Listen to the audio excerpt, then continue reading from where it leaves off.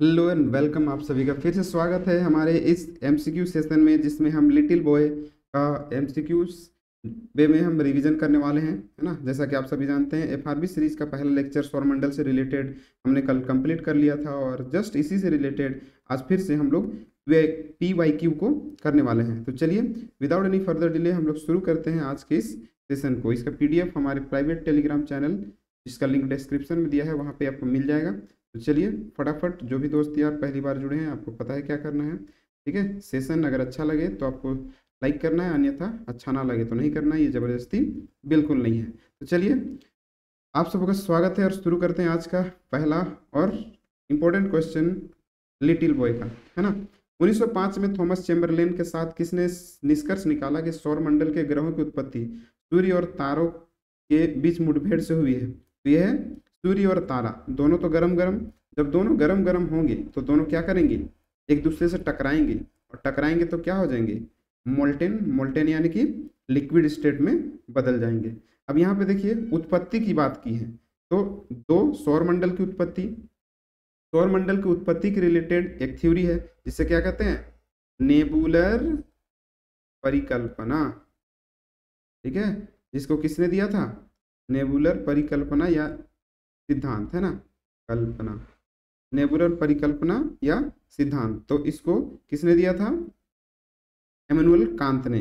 ठीक है, कब, 1755 ईस्वी में। अगर इसी को मॉडिफाई करके, है ना, 1796 में आगे मॉडिफाई किया, लेप्लस ने इसी से रिलेटेड और भी डिटेल में बताया कि किस तरीके से गैसों के बादल से क्या हुए हैं, हमारे सोलर सिस्टम का निर्माण हुआ था। ठीक है, इतना फैक्ट काफ़ी है। अगला आप सभी को पता है ना, ब्रह्मांड से रिलेटेड जो सिद्धांत है कि ब्रह्मांड की उत्पत्ति कैसी हुई है, उसको किससे जानते हैं, बिग बैंग थ्योरी के नाम से जानते हैं, बिग बैंग थ्योरी। ठीक है, बिग बैंग थ्योरी। ठीक है, बिग बैंग थ्योरी किसने दिया था, तो जॉर्ज लेमेंत्रे। कब, तो 1931 ईस्वी में, है ना। और ब्रह्मांड की उम्र कितनी है, 13.8 या 13.6 जो है, और हमारे सोलर सिस्टम का 4.5 समथिंग। ठीक है, इतना बिलियन ईयर्स अगो इसकी उत्पत्ति हुई थी। वही अगला क्वेश्चन है, कौन सा बौना ग्रह 310 वर्षों में 38.5 से, है ना, 53 एस्ट्रोनॉमिकल यूनिट के बीच की दूरी सूर्य की परिक्रमा करता है। तो वह है कौन, मैकमैक। ठीक है, अब यहाँ देखिए मैकमैक क्या है, तो ये एक बौना ग्रह है, जैसे प्लूटो एक बौना ग्रह है, तो सबसे बड़ा बौना ग्रह कौन है, प्लूटो, है ना, और सबसे चमकीला बौना ग्रह भी प्लूटो ही है। निम्नलिखित में से कौन सा कथन सही है, शनि का घनत्व पृथ्वी के समान होता है। बिल्कुल गलत। पृथ्वी का घनत्व कितना होता है, 5.51 ग्राम पर सेंटीमीटर क्यूब। ठीक है, और शनि का घनत्व सबसे कम होता है, जो 1 से कम होता है ना। अब पृथ्वी और शुक्र का आकार समान है, ये बिल्कुल सही है।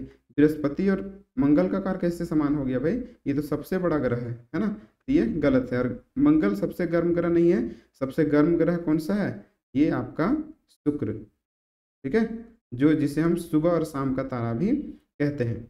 निम्नलिखित में से कौन, किसमें वलय नहीं है, तो वलय यानी कि रिंग। ठीक है, तो रिंग किस में पाए जाते हैं, रिंग पाए जाते हैं कौन कौन से प्लेनेट। यहाँ देखिए, इस जगह पे क्या था आपका, बीच में क्षुद्र ग्रह पट्टी था, है ना, क्षुद्र ग्रह पट्टी। इस इधर आपका मंगल ग्रह, पृथ्वी, फिर शुक्र, फिर इधर बुध, फिर इसके बाद आता है आपका सबसे बड़ा बृहस्पति, फिर शनि, है ना, शनि में छल्ले देखने को मिलेंगे, फिर अरुण। ठीक है, फिर आता है आपका वरुण यानी कि नेपच्यून। तो रिंग जो होते हैं इन सभी में होते हैं, इनको जोबियन प्लेनेट कहते हैं, और इनको हम स्थलीय प्लेनेट कहा जाता है। ठीक है, तो जितने भी ये इनका कंस्ट्रक्शन की बात करें तो ये सभी जो होते हैं गैस या आइस से बने होते हैं, जबकि ये जो होते हैं पहला, दूसरा, तीसरा और ये चौथा, ये सभी धातु तथा चट्टानों के बने होते हैं। ठीक है, धातु तथा चट्टानों के बने होते हैं। तो किसमें वलय नहीं है, तो वलय आपका शनि में तो है, अरुण में है, वरुण में है सभी में, इन सब में, है ना, लेकिन दिखता नहीं है। तो सबसे स्पष्ट दिखता है आपका शनि में। उसी तरीके का रिंग इस सब में होता है, लेकिन ये जो शुक्र है, शुक्र तो धातु और चट्टानों से बना है, तो इसमें रिंग आपको देखने को नहीं मिलेगा। डैश आयताकार कक्षा नेपच्यून की कक्षा को ओवरलैप करती है, तो कौन सी? ओवरलैप करना मतलब दूसरे के रास्ते से होके गुजर जाना। तो ये नेपच्यून भाई साहब अपने रास्ते में घूम रहे थे, है ना, तो प्लूटो भाई साहब एक जगह जा करके इसे क्रॉस कर जाते हैं और चक्कर लगाते हैं। और कोई भी ग्रह जो होता है, ग्रह का खासियत क्या है कि वो कभी दूसरे की कक्षा में प्रवेश नहीं करते हैं, लेकिन ये प्लूटो जो है क्या करता है, नेपच्यून की कक्षा को ओवरलैप कर लेता है, इसीलिए, है ना। ये थर्ड नंबर आपका आंसर हो गया। निम्नलिखित में से कौन सा चट्टानी ग्रह हमारे सौर मंडल का सबसे तेज ग्रह है जो अंतरिक्ष में 29 मील प्रति सेकंड की गति से यात्रा करता है? वो है आपका सबसे तेज गति से एक चक्कर सूर्य का लगाने वाला, यानी कि परिक्रमा करने वाला बुध भैया, यानी कि बुध ग्रह। शुक्र, शुक्र की बात करें तो इसे हम सुबह का तारा शाम का तारा कहते हैं, सबसे गर्म ग्रह, और सल्फ्यूरिक एसिड का इसका वातावरण में पाया जाता है। और भी जैसे इसे पृथ्वी का जुड़वा बहन भी कहते हैं, है ना, इस तरीके से। डैश पर एक दिन की लंबाई लगभग 16 घंटे होती है, तो कहाँ पे एक दिन की लंबाई लगभग 16 घंटे होती है? तो ये किस में होता है? 7th नंबर क्वेश्चन आपका नेपच्यून, है ना। तो 10 घंटे का दिन रात किस में होता है आपको बताना है, लगभग 10.5 आवर्स। ये होता है आपका बृहस्पति में, है ना, बृहस्पति, यानी कि जो बृहस्पति आप लोग समझ गए, है ना, लिखने की जरूरत नहीं है, रिवीजन कर रहे हैं। फिर बुध सबसे छोटा ग्रह, ठीक है, और जो बृहस्पति वो सबसे बड़ा ग्रह। यही शाम का तारा सुबह का तारा, ठीक है। तो आपका सही आंसर कौन सा है? 16 घंटा, ये नेपच्यून। निम्नलिखित में से किस ग्रह का वायुमंडल सल्फ्यूरिक एसिड के मोटे सफेद पीले बादलों से बना है? तो अभी बताएं, है ना, ये है शुक्र, ठीक है। सबसे गर्म ग्रह कौन सा है? तो है शुक्र, ठीक है। अब यहाँ पे देखिए, अगर हम बात करें शुक्र की, तो इसमें 243, है ना, इसका घूर्णन काल है, यानी कि दिन और रात जो होता है इतना दिन में, ठीक है। 243 दिन जब होगा तब क्या होगा, ये अपने एक्सिस पे एक चक्कर लगाएगा, घूर्णन करेगा, है ना, एक चक्कर, ठीक है, शक्तिमान वाला, है ना। अब यहाँ पे एक चीज और भी आपको याद रखना है, जैसे, है ना, ये जो शुक्र है और ये अरुण भाई साहब है ना, शुक्र और अरुण जो है ये दोनों कैसे घूमते हैं? वामावर्त, यानी कि पश्चिम, पूर्व से पश्चिम की ओर, पूर्व से पश्चिम की ओर, है ना, यानी कि क्लॉकवाइज, पश्चिम, ठीक है, पूर्व से पश्चिम यानी कि वामावर्त, वामावर्त। तो क्वेश्चन कैसे भी बन सकता है, पूर्व से पश्चिम कौन घूमता है, वामावर्त कौन घूमता है, या क्लॉकवाइज कौन घूमता है? तो ये दो ही घूमते हैं, कौन कौन? अरुण और शुक्र। बाद बाकी जितने भी ग्रह हैं वो सभी दक्षिणावर्त घूमते हैं और पश्चिम से पूर्व की ओर घूमते हैं, ठीक है। शनि ग्रह के बारे में निम्नलिखित में से कौन सा कथन सत्य है? तो शनि ग्रह के बारे में आपको बताना है कि कौन सा कथन सही है। तो शनि ग्रह चौथा ग्रह है, चौथा ग्रह, चौथा ग्रह तो मंगल है ना। पहला बुध, पहला बुध, फिर शुक्र, फिर पृथ्वी, फिर मंगल, उसके बाद आता है आपका जुपिटर, फिर शनि। तो शनि जो है आपका छठा नंबर का ग्रह है, चौथा नहीं, ये गलत हो गया। शनि के एन्सेलेडस और टाइटन जैसे उपग्रह महासागरों का घर है ना, संभवतः जीवन का समर्थन करती है, तो ये है ना, ये सही है। शनि एक विशाल गेंद ज्यादातर नाइट्रोजन से बनी है, बिल्कुल गलत। शनि का वातावरण जीवन के लिए अनुकूल है, बिल्कुल गलत, ठीक है। तो सेकंड नंबर आपका सही हो गया। अगला है, कौन सा ग्रह हमारे सौर मंडल का दूसरा सबसे बड़ा ग्रह है? तो हमारे सौर मंडल का सबसे दूसरा बड़ा ग्रह जो है वो है आपका शनि। सबसे बड़ा ग्रह है बृहस्पति, फिर आता है शनि, और शनि के बाद आता है आपको, इस तरीके से आप देखे होंगे सोलर सिस्टम, है ना। तो इसको हम शॉर्ट में लिखते हैं मरकरी, वेनस, है ना, ये हो गया अर्थ, फिर मार्स, फिर आता है जुपिटर, यहाँ पे क्षुद्र ग्रह पट्टी, ये आपका शनि ग्रह जिसमें छल्ले देखने को मिलेंगे जो स्पष्ट दिखते हैं, फिर इसके बाद अरुण और फिर वरुण। तो यहाँ पे देखिए सबसे बड़ा ग्रह कौन सा हो गया, 1 नंबर, ठीक है, 2, 3, फिर 4, और 5वें नंबर पे आपका आता है, 5वां नंबर पे आपका आ गया पृथ्वी, ठीक है, पृथ्वी ये 5th नंबर पे, और ये उसके बाद 6th नंबर पे आपका ये आता है आपका शुक्र, ठीक है, 7th पे ये और 8th पे, ठीक है, याद रहेगा। तो दूसरा बोला था, तो दूसरा कौन सा हो जाएगा आपका, आपका शनि ग्रह। सौर मंडल के गठन और विकास को समझने के लिए सबसे व्यापक रूप स्वीकृत मॉडल कौन सा है? तो सौर मंडल को समझने के लिए सबसे व्यापक, है ना, कौन सा है बताइए? तो वो है नेबुलर परिकल्पना, नेबुलर परिकल्पना, ये जो है सौर मंडल के निर्माण से रिलेटेड सिद्धांत है, ठीक है, जिसे इमैनुअल कांत ने दिया था, ठीक है। स्थलीय ग्रह से बने होते हैं, स्थलीय ग्रह सबसे पहले बताए थे, ये धातु और चट्टानों के बने होते हैं। और जो जोवियन प्लेनेट हैं, जो क्षुद्र ग्रह पट्टी, जुपिटर है ना, जुपिटर यानी कि बृहस्पति, शनि, अरुण और वरुण जो होते हैं, ये सभी किसके बने होते हैं? गैस और किसके? आइस के, ठीक है, गैस और आइस के बने होते हैं। अगला देखिए 13 नंबर क्वेश्चन, आकाशगंगाओं के बीच की दूरी के बारे में कौन सी प्रवृत्ति पाई जाती है?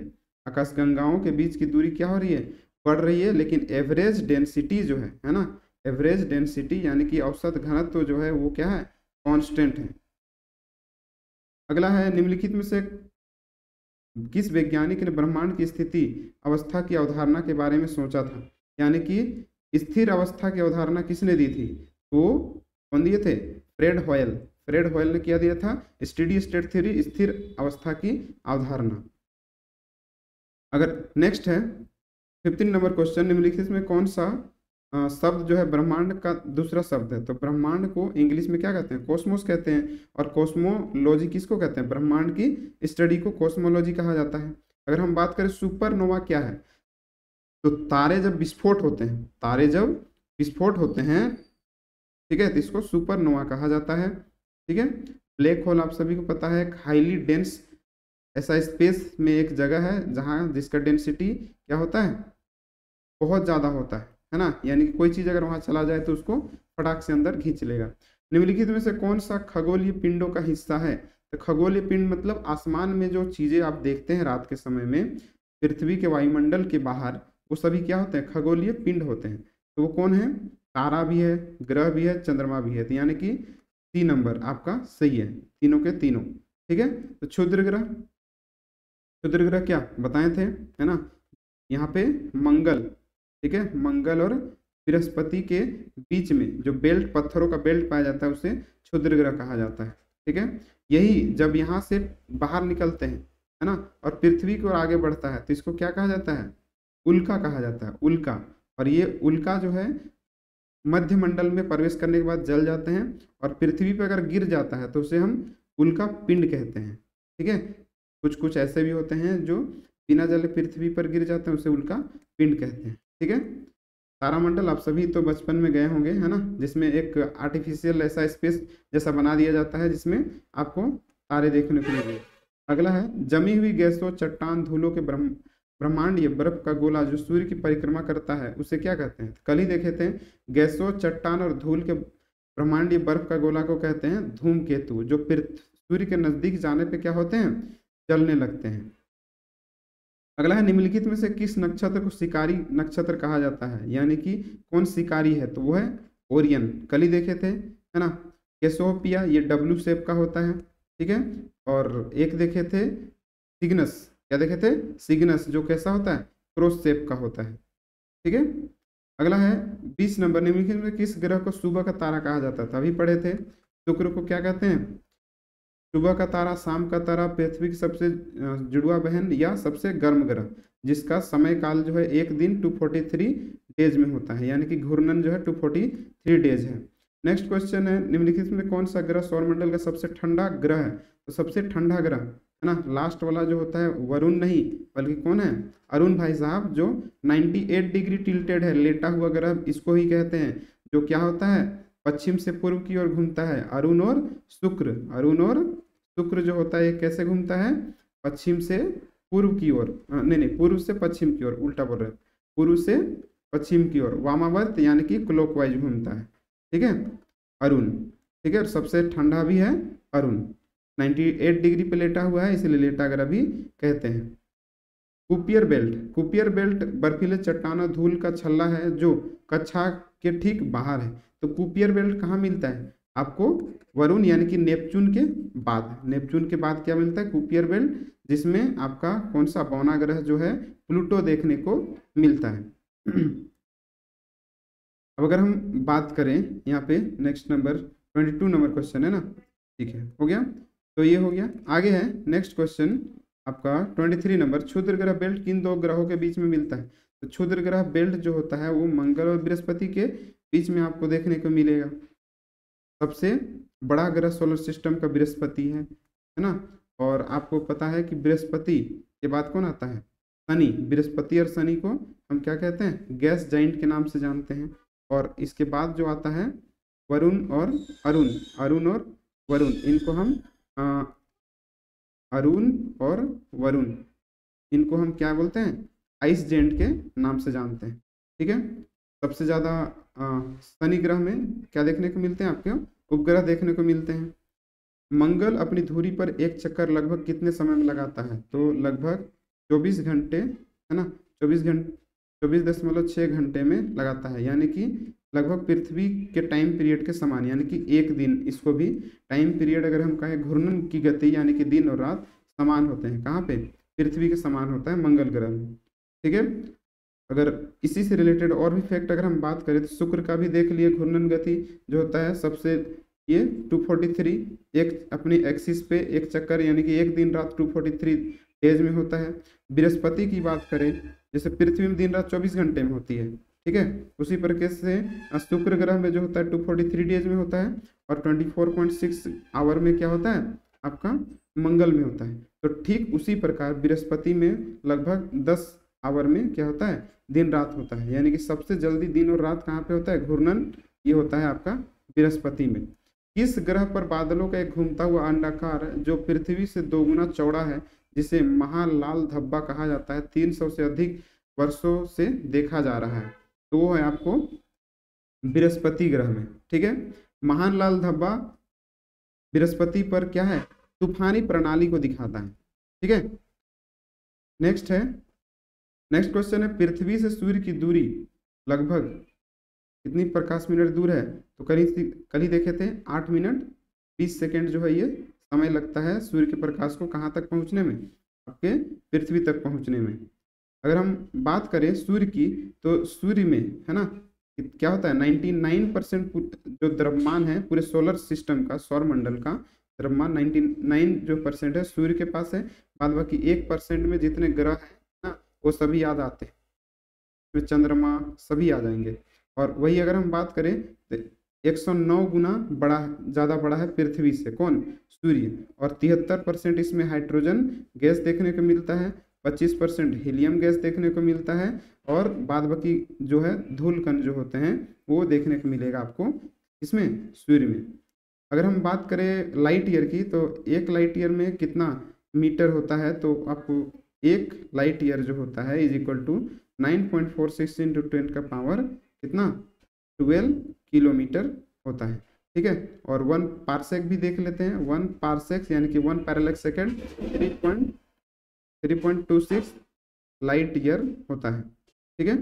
1655 में सबसे पहले किसने सन्नी के छल्लों को ग्रह के चारों ओर एक डिस्क के रूप में सटीक रूप में वर्णन किया है, तो वह सटीक रूप में वर्णन करने का श्रेय जो होता है क्रिश्चियन हाइगेंस को जाता है। और कसीनी ने क्या किया था, इन छल्लों के बीच में, है ना, इन रिंग के बीच में गैप जो है इसकी खोज की थी कसीनी ने।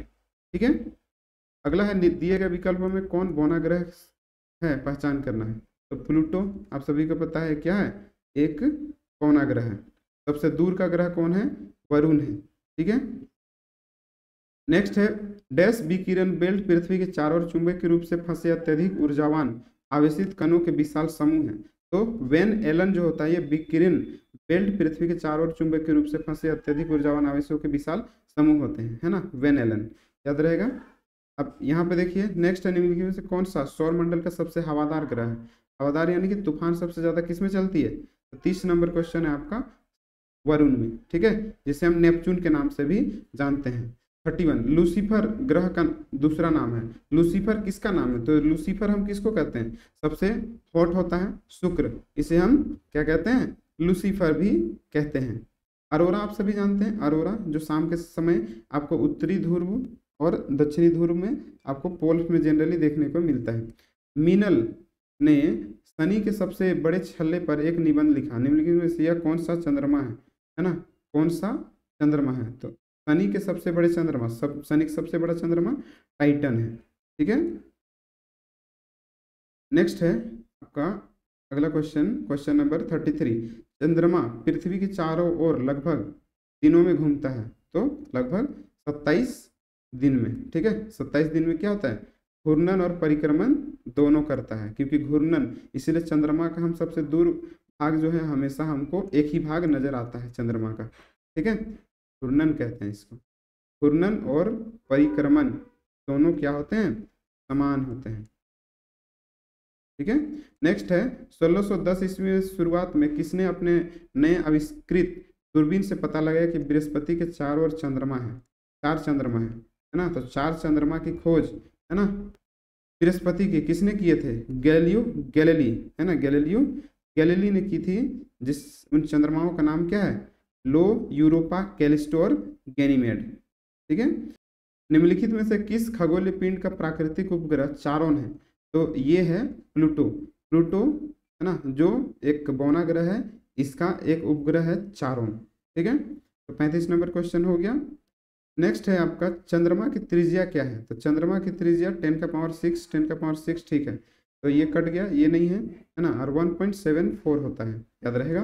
1.74 इंटू 10⁻6 कल ही देखे थे। ग्रह वैज्ञानिक चंद्रमा के चारों ओर गैसीय आवरण को कहते हैं, क्या कहते हैं। अब चंद्रमा के चारों ओर गैसीय आवरण, जैसे पृथ्वी के चारों ओर जो है गैसों का आवरण उसे वायुमंडल कहते हैं, तो चंद्रमा में है तो चंद्रमा के बाहर में गैसों का आवरण को चंद्र बहिर्मंडल हम कहा जाता है, ठीक है।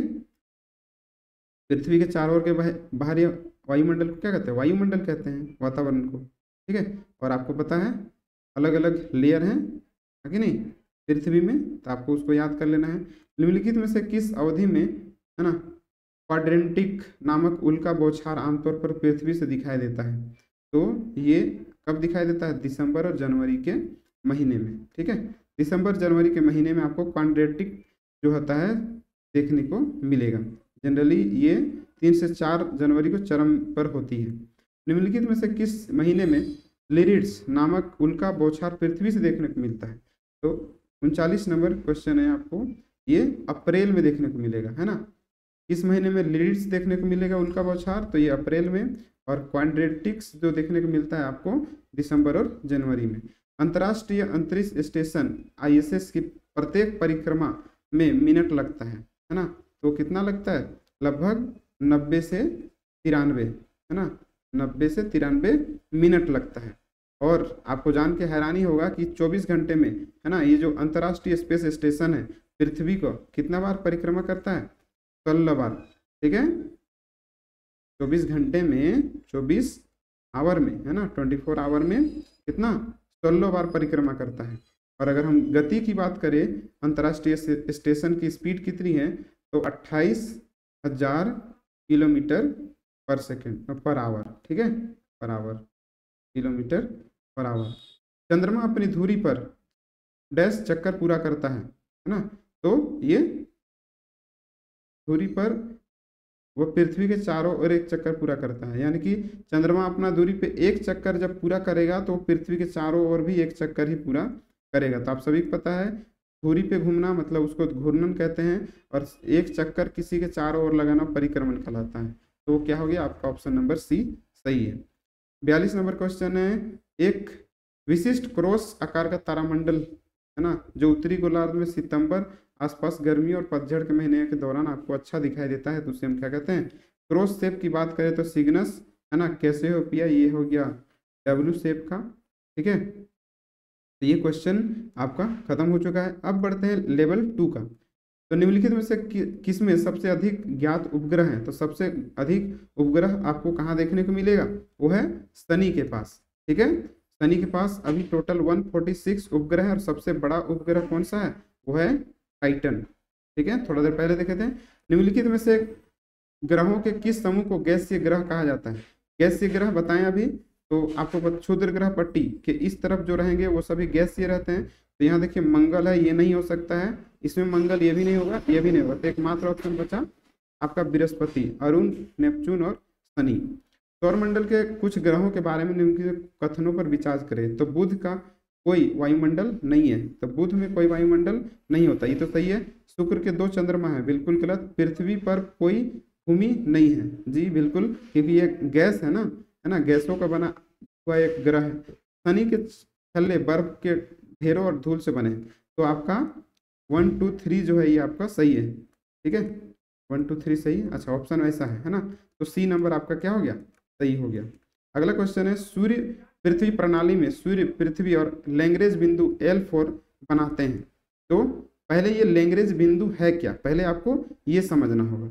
तो ये लैग्रेंज बिंदु क्या होता है, अंतरिक्ष में वह बिंदु, जैसे ये दो है, एक सन है और एक पृथ्वी है, इन दोनों के बीच में एक पॉइंट होगा जहां पे दोनों का ग्रेविटी क्या हो जाता है, न्यूट्रल यानी कि इक्वल हो जाता है। इसे हम क्या कहते हैं, लैग्रेंज पॉइंट कहते हैं। टोटल लैग्रेंज पॉइंट की बात करें तो टोटल लैग्रेंज पॉइंट जो है वो 5 है। क्या क्या है, तो वही L1, L2, L3, L4 और L5, ठीक है।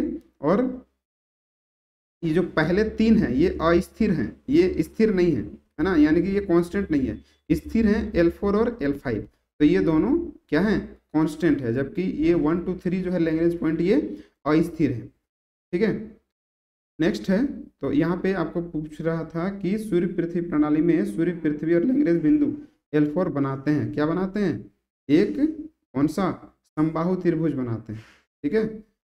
सूर्य पृथ्वी प्रणाली में लैग्रेंज बिंदु L2 L3 के बीच की दूरी लगभग कितनी है, तो इन दोनों की दूरी लगभग 32 करोड़ किलोमीटर है।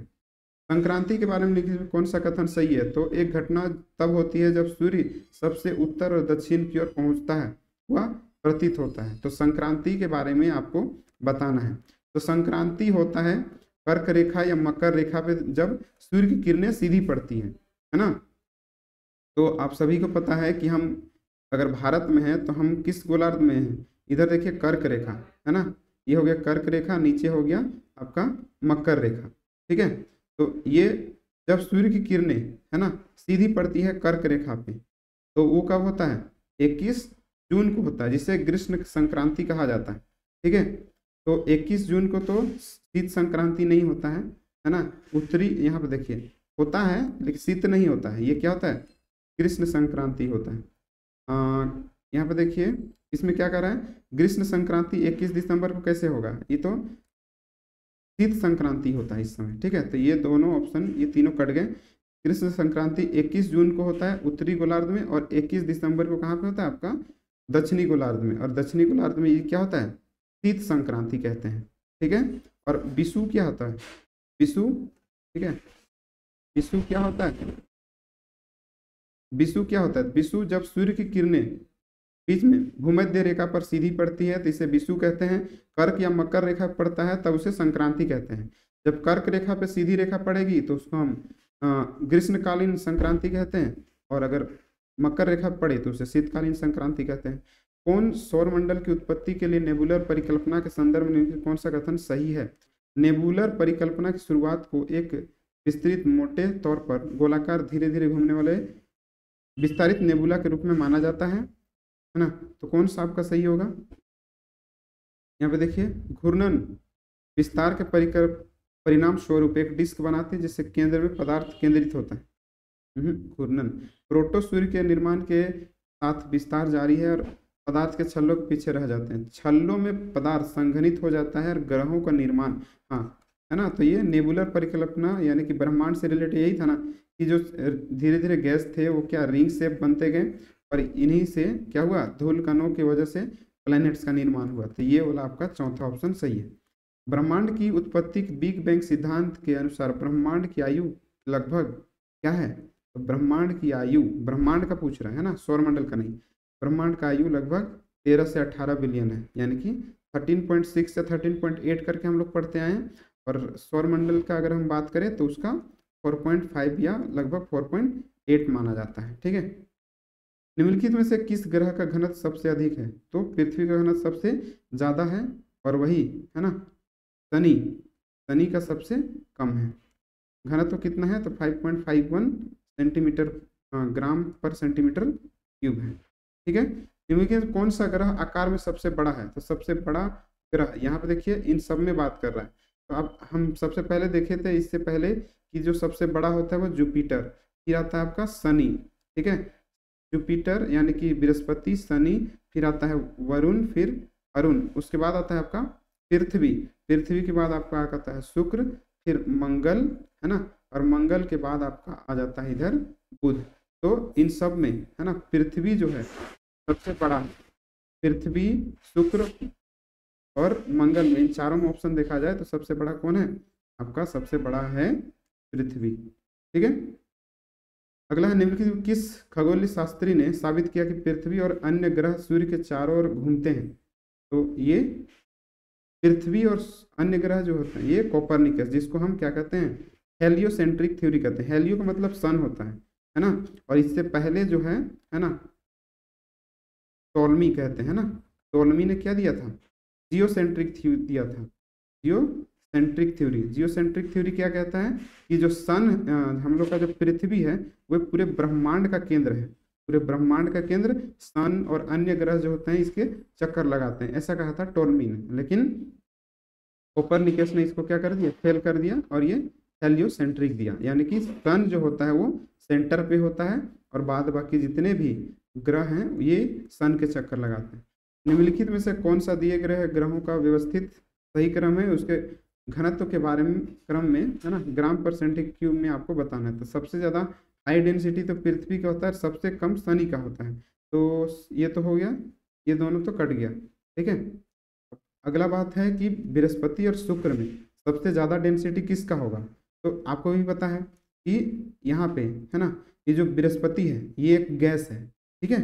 और अगर गैस है तो कौन होगा आपका? ये नहीं होगा, बल्कि ऑप्शन नंबर ये होगा, क्योंकि ये सभी क्या है?